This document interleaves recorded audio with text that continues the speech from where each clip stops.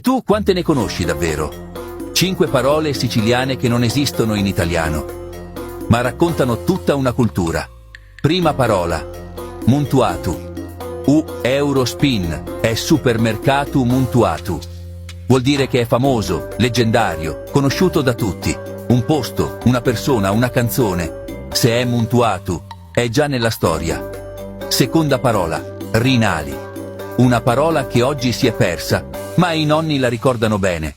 Era il vaso da notte, quel compagno di stanza che nessuno voleva nominare, ma tutti usavano. Terza parola, scupetta. Attenzione, non è un giocattolo. La scupetta era il fucile a canne parallele, quello dei cacciatori veri. Un simbolo di tradizione, rispetto e rumore. Quarta parola, vettuli. 2 sacche, una a destra e una a sinistra. Le vettuli si mettevano sul dorso dei muli e portavano di tutto: fieno, pane, sale, vita. Quinta parola, mpaccidera. E poi c'era lei, quella che sapeva tutto, degli altri. La mpaccidera, sempre col naso negli affari degli altri, ma mai nei suoi. Non servono spiegazioni, basta il nome. Quale di queste parole usavi anche tu? Scrivilo nei commenti.